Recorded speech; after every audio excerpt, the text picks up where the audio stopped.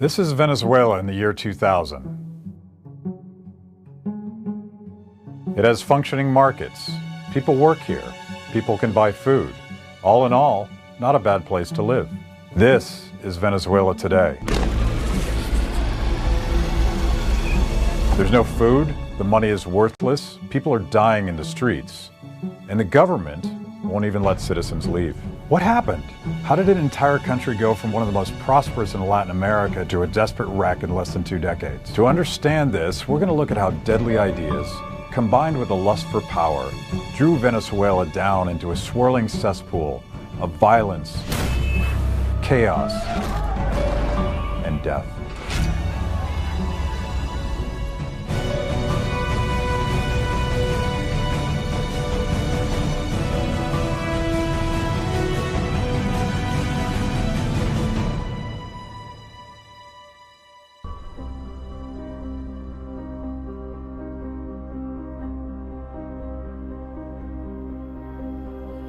The story of Venezuela's downfall really starts with one man, Hugo Chavez.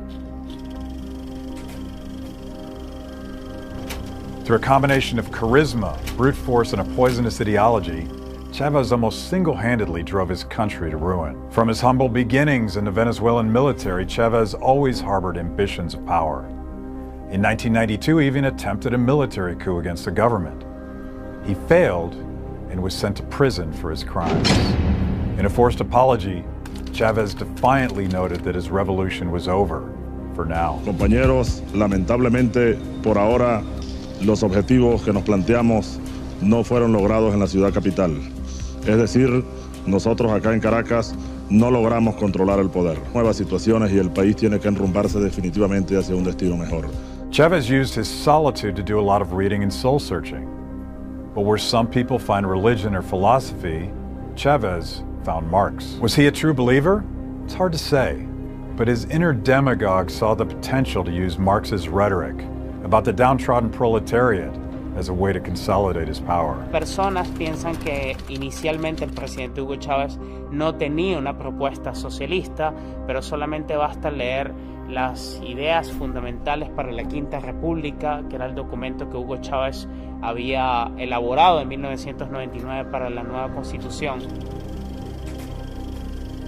When he got out of prison, he began to campaign for political office, this time using words and ideas instead of guns. In the 1990s, a lot of Venezuelans were feeling anxious.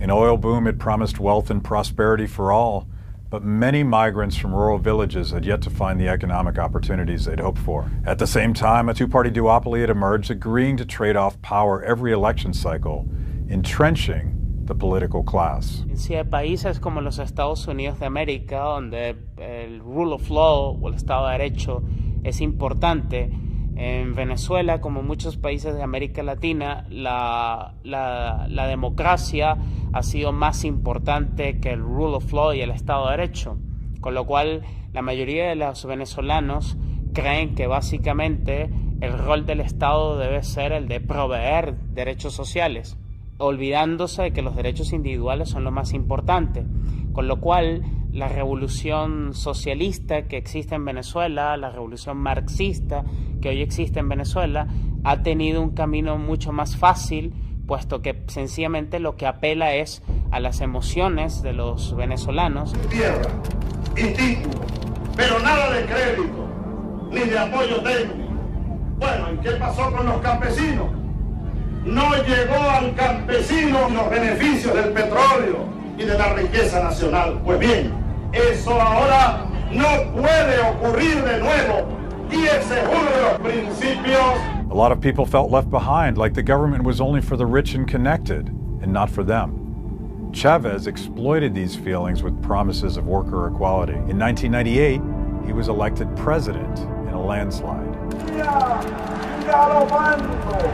El proyecto del neoliberalismo salvaje, que hay una mano invisible, el mercado que todo lo arregla. Mentira, mentira, 1000 veces mentira.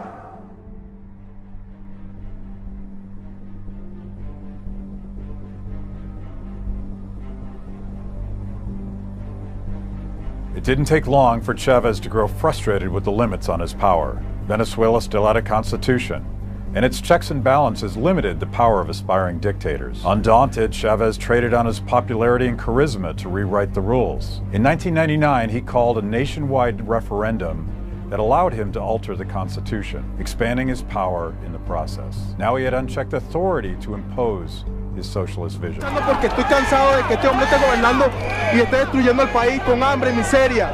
Y estoy cansado de que este hombre esté al lado de los terroristas y que nos esté apabullando y dándole el abrazo a Fidel Castro. No queremos comunismo en nuestro país. Queremos libertad, queremos democracia. ¡Abajo, Chávez! Y Hugo Chávez sostuvo la idea de que para inaugurar una nueva etapa política en Venezuela era necesario cambiar la Constitución. Y a través de una interpretación completamente errónea y contraria a la Constitución de 1961, se permitió una Asamblea Nacional Constituyente que abolió todos los poderes públicos y redactó una nueva Constitución al margen de la Constitución del 61. Eso fue sencillamente un golpe de Estado. By 2006, Chavez invoked the language of Marxism. Revolucionario lo que está es distribuyendo la riqueza entre todos para que todos vivamos mejor, porque la riqueza de Venezuela es de todos, no de una minoría. Openly admitting wanting the unchecked powers of a dictatorship, but it would be a dictatorship of the people. The government began to seize control of one industry after another. Marxist socialism taught Chavez that central planning would work better. Conveniently, total control of the economic means of production only reinforced his unlimited, unstoppable power. Now he would decide winners and losers, and he was very good at rewarding his political cronies. Chavez used the revenue from Venezuela's oil fields to buy popular support through generous welfare programs. And for a while, it seemed to work. The oil money paid for health care, provided you were well connected enough to find a doctor.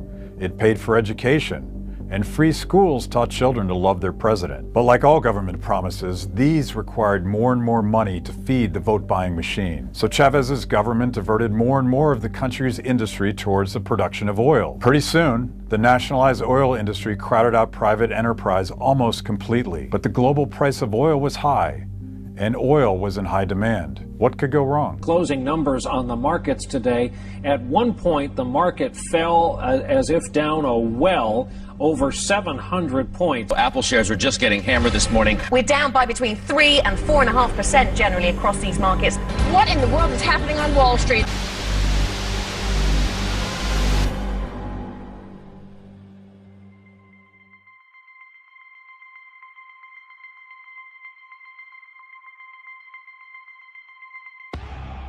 Starting in 2007, the world entered a global economic crisis, and the price of oil plummeted. Suddenly, all of Venezuela's wealth disappeared, and all of the goods citizens had been importing from neighbor countries, goods like food and clothing, were no longer affordable. When Nicolas Maduro, a loyal Chavista, took over after Chavez's death, he inherited an economic basket case. But instead of implementing reforms to restore functioning markets, Maduro doubled down on socialism. Económico, social y político que trascienda el capitalismo, que supera el capitalismo con todos sus males. ¿Cuál es la verdadera línea y la ruta de transición económica al socialismo? ¿Cuáles son los modelos productivos socialistas en el campo industrial, en el campo tecnológico, en el campo agroindustrial, en el campo financiero? En todos los campos de la dimensión económica. What did the government do when it suddenly ran out of the cash it needed to buy political stability? Maduro's cronies simply printed more money, lots of it. Expanding money and credit is a favorite trick of bankrupt governments, but it's the economic equivalent of giving a junkie another hit. It feels good, but it only makes things worse. Inflation is the ultimate tax on the poor, as money in their pockets becomes increasingly worthless. 20,000 Bolivar notes are worth less than $6 US, and inflation rates are in the triple digits with no end in sight. When things started to spin out of control, why didn't the government reverse course? One reason is the toxic ideology of socialism. One of Maduro's top advisors is Alfredo Serrano, a Marxist intellectual from Spain. Maduro calls him the Jesus Christ of economics. Think about that for a minute. With the presumption of omnipotence, why wouldn't they just ignore the warning signs of the calamity to come? Serrano is the one who convinced Maduro that Venezuelans were starving because of too little government control, not too much. He's also the guy who came up with the heartless idea of keeping citizens imprisoned in the country, preventing them from crossing the border into Colombia to buy groceries for their families. All of this has made the current situation in Venezuela feel like an episode of The Walking Dead, but this is not fiction.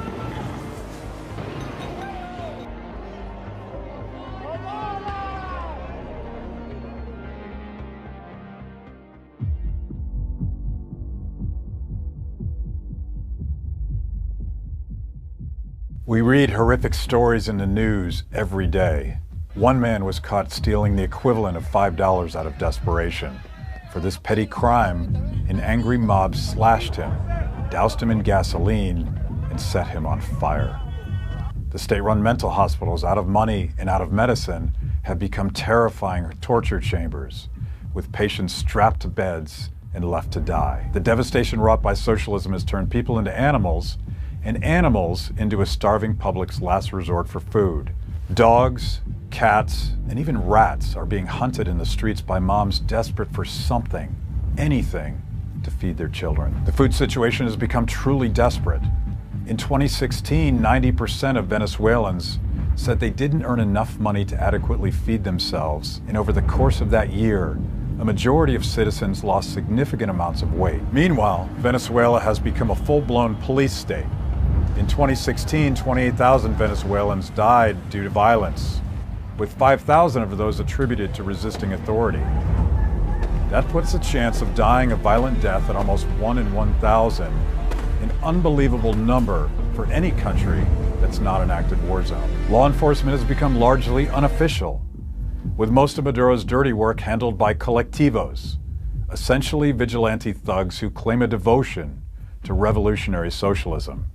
This allows the official police to distance themselves from violence, while protesters and dissidents are still treated cruelly. Those who are critical of the socialist government's policies are made to disappear. You would think that the legacy of Hugo Chavez, the death and poverty that is occurring under the socialist government he helped build, would be obvious. A brutal dictator who starved and oppressed his own people for the sake of power.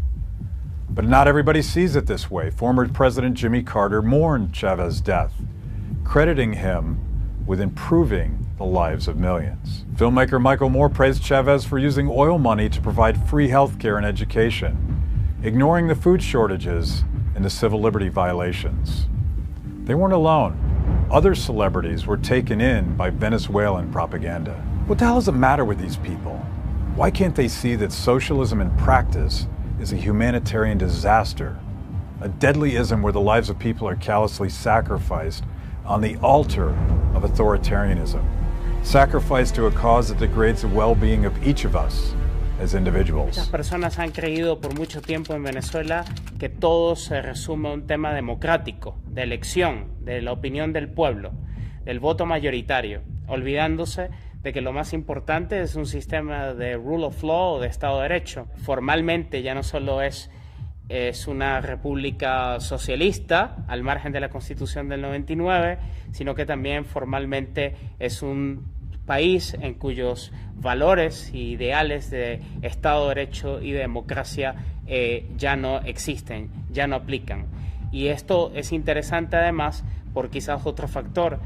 Muchas personas piensan que la salida de la situación política, económica y social en Venezuela pasa por una nueva elección. Sin embargo, solamente se pueden dar elecciones en países con sistemas de libertad, donde la gente pueda votar con libertad de pensamiento, libertad de expresión, libertad de asociación. Y tales cuestiones, es decir, derechos individuales, no existen en Venezuela. Let's hope that the people of Venezuela successfully rise up and reject every vestige of Chavismo from their country. The lesson for the rest of us is simple. When governments centralize power and attempt to redesign economic life from the top down, things never turn out as promised.